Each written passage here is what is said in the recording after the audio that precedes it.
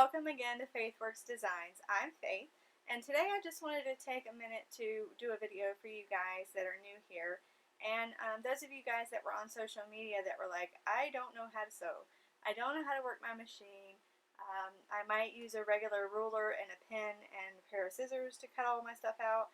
So I thought what I would do is to do a quick rundown of a sewing machine and then start out with a rotary cutter, because you're going to have your fabric cut out before you can start sewing, right?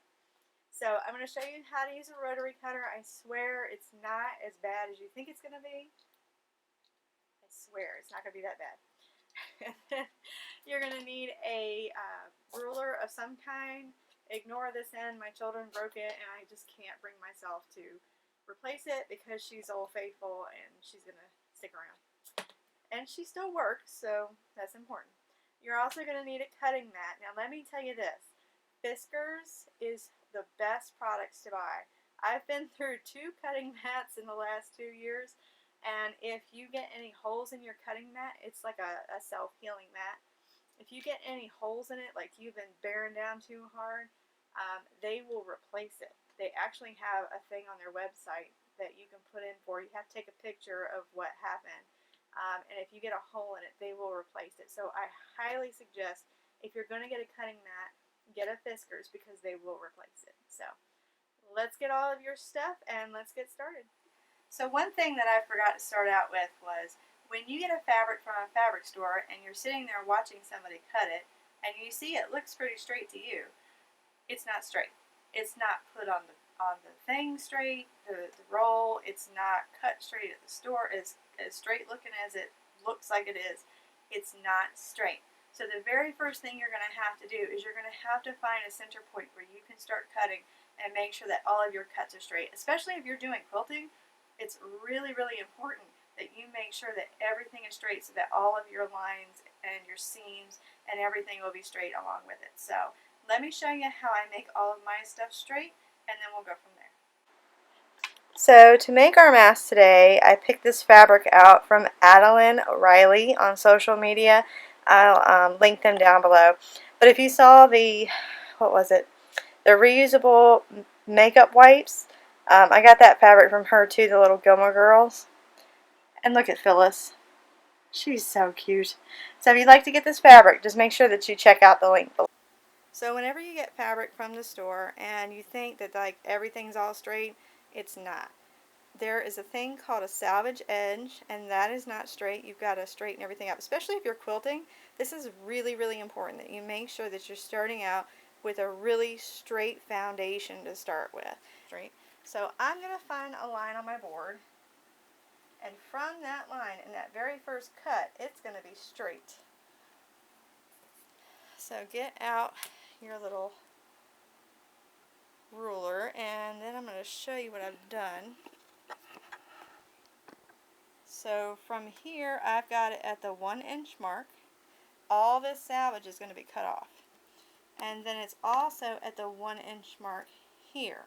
So that goes to show you that things are just not straight, and you need to straighten them out when you get your fabric. So don't just assume that they're straight. You're going to probably, most likely, have to straighten them out. So now I'm going to take my rotary cutter, and your blade is going to go right along the edge of your ruler, and make sure that it doesn't move, and if it does, stop what you're doing, fix it, and come back.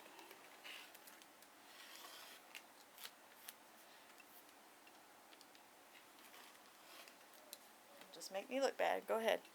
Okay, so I know that I need... Okay, so I am a very visual person, and one of the little girls at the post office was having a really hard time measuring things, and so I thought what I would do to help her out was to show her quarters. Now, there are 4 quarters in a dollar, and this is 1 inch, right here where my finger is. Now, in a dollar, there are 4. So this one right here, the top line, the top set of dots you've got there, is 1/4 of an inch. So 1/4 of a dollar. Then you've got half a dollar, or half an inch. 2 quarters, that's 2/4 of an inch. Then on this third line, you've got 3/4. and it's normally represented by 0.75 sometimes. So that's going to be 3/4 of an inch. And then all together you've got your 1 4/4. So it was just a visual representation for her so that she could see 1/4, half, 3/4, and hopefully that made sense. And so I know that I'm going to need, let's see, 6 inches to be able to do my mask across this way. That's why I stress in a lot of my videos that if you have a print, you really got to pay attention to which direction they're going. So I know that I'm going to need 6 inches wide this way to fit my face mask pattern this way. So I'm going to go ahead and find my 6, and sometimes it might be in a half or something like that. So the edge of your rotary cutter is going to go on the edge of this and touch your fabric. Don't try and cut on top of your ruler, you're not going to cut your fabric. So left-handedly, and all up in the way of the camera. Alright, I'm going to have to get in the front of the camera for a second. That's what I get for putting it on that side. And then it's just cut straight. So now what I'm going to show you is you have to learn how to walk before you can run. So I would practice my straight cuts and lining everything up before you try and do anything like this. Just practice, practice, practice. The more that you do anything, the better you're going to get at it. So just keep practicing straight lines. Take a piece of fabric that you're not super attached to and just cut straight lines and try and make everything straight. Now if you've been using a rotary cutter for a little while, be careful, but eventually you can get good enough that you can take your rotary cutter like that and save you a ton of time. Now I have made 3,097 masks. I'm almost at 3,100. Can you imagine cutting all this out with scissors? Yeah, me neither.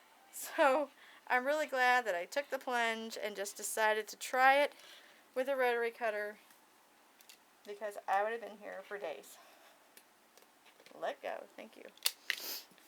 So just take your time, practice, see if it's something that you can do, and then we're going to go to the next part, interfacing.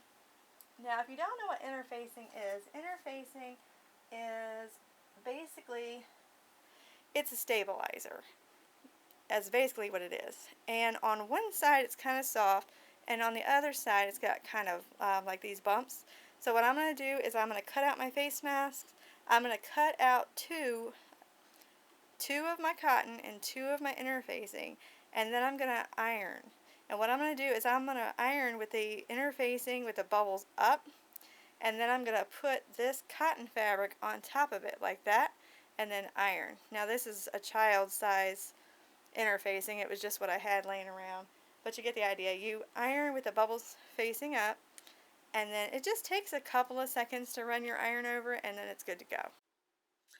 Alright, so what I've done is I've put both right sides together now that you've got your interfacing all ironed, and what I'm going to do is I'm going to sew around this round part.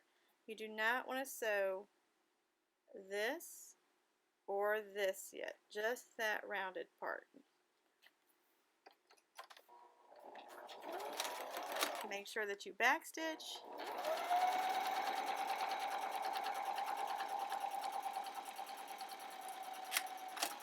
And then what I like to do is just grab my lining fabric and go ahead and sew that up.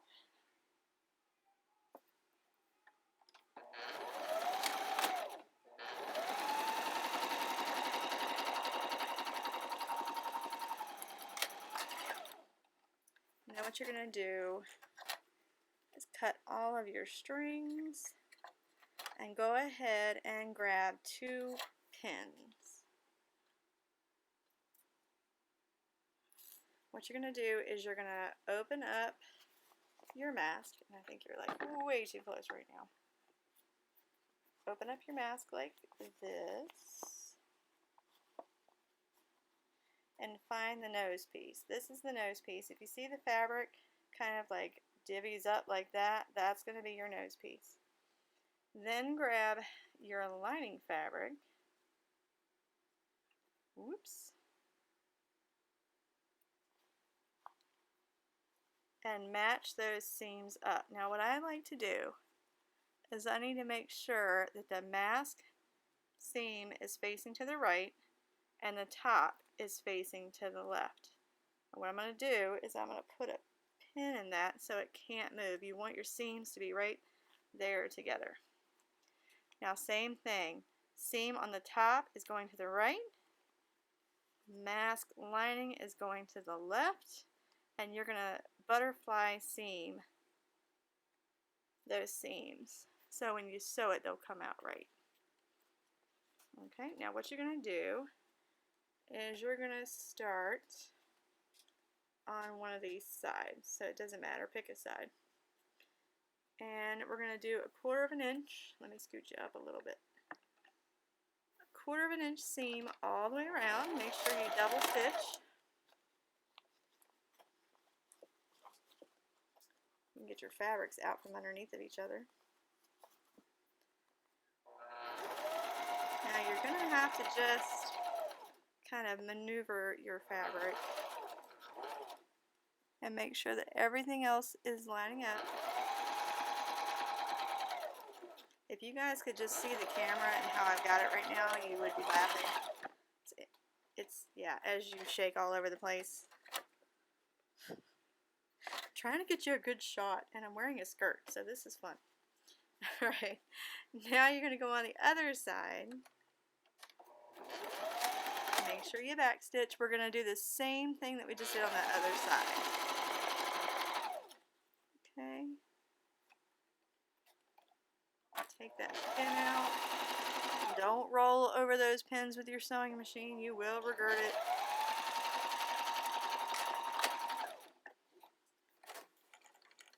You will regret it. Alright, now that you've got that all sewn up on both sides, I want to show you something. I holler at you guys to backstitch, backstitch, backstitch. This is what I'm talking about. This lovely little button here that I use like a lot. Backstitching is what's going to go, it just makes your machine, you're sewing forward, the backstitch button goes back, and then you can stitch forward. What that does is that makes sure that your stitches are not going to come apart. If you do just regular coming at you stitches and you don't do any kind of backstitching, those stitches over time, if you pulled, say, if you pulled these edges while I'm turning it inside out, if I pulled and pulled and pulled, it might eventually come undone and you'll have to re-sew that. That's why I always say make sure that you're backstitching so that that doesn't happen. It's really annoying if you get done with something and your stitches come out. Okay, so what I did was I turned everything inside out, and then what I did is I took my fingers and I kind of finger pressed the seams in so that all the raw edges are on the inside. Hopefully you can see that, of that. Then what I did, because everybody's face is different. Now, I'm a big girl, but I have a really narrow face, so I don't need, I mean, it comes up pretty high, almost to my ears with this pattern. So what I did was I cut a 6-inch strip of elastic. I think like the norm is kind of like 7, 7.5. It just, again, it just depends on your face, how long or wide or whatever it is. So what I did was I cut in 6 inches, and I pinned them in there so that I wouldn't kill myself when I put them on. I did them pointing out towards the front. And then I put my mask on my face to see if it has a good fit, because that's the most important thing. You've got to make sure that it's going to be snug against your face, and this pattern actually stays out enough from your mouth so that you can breathe. That's one of the reasons why I'm switching to it. And I'll also link the pattern down below. They have videos on how they put them together, so if you have any questions or anything, you can ask them. But I put it on my face with my elastic, and I just wanted to feel, okay, is it nice and tight? Do I have room to breathe? Is it too close to my ears and, you know, getting to my face? The whole point in this mask is making sure that you've got room up here so that you can breathe a little bit better. Because some of the mask patterns, I mean, if you can tell, like, that's where my mouth is. Some of the mask patterns are like really up on your face. So this one just gives you a little bit more room to breathe. So for me, 6 inches is a good length for elastic. And I would do just that. I would cut out, it just depends, 7 inches of elastic and then kind of pin them in the corners like I did. And then I wouldn't sew, I would pin them. Put it on your face and see if that fits.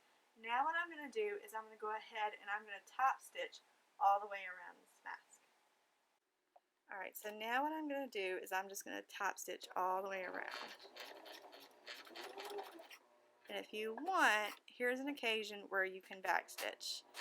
I do that on all my elastics so they don't go anywhere. Now what I do when you're turning corners, you're going to want to lift up and the famous saying, pivot. Now go slow right around these edges and make sure that your fabrics are all where they're supposed to be so that you don't see green on the top.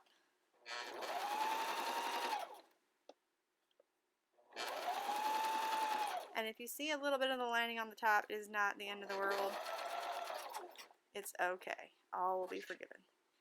Like my corner, I didn't do right there real good, but that's okay.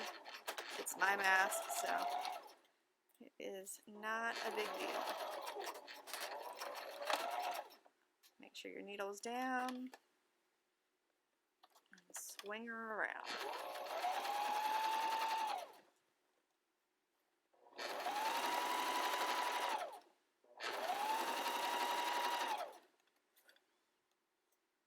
And I also forgot to mention, make sure that your lining fabric thread, your bobbin, is the same color as your lining fabric, and that way it'll look a little bit better. If you want to use it reversed, you can. You just want to make sure both sides are going to look nice. And let me show you what I mean by that.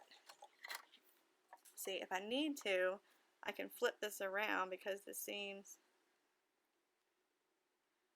are going to be nice and they match and all of that. Well, I hope that was helpful, teaching you a little bit about using a rotary cutter and a mat and a ruler. They are a lifesaver and a game changer. You don't realize it until you go to use one and you figure it all out. It's a game changer when you've been using scissors for a long, long time. I tell you, I have it. If I had to do 3,000 masks with scissors, I wouldn't have hands right now. So I'm thankful for the rotary cutter so much. So if you like the fabric, don't forget to visit Adeline and Riley.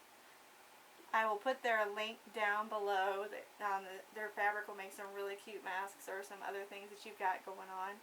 So if you like this video, you could give it a thumbs up. If you want to subscribe and hang around for some of our use, wash, and reuse series, we're still going on that, and hang around so that you can see the rest of that coming up. Or if you have any questions or comments, you can just leave them in the comment section and I'll get right back with you. Thank you guys again for joining Faith Works Designs. Bye.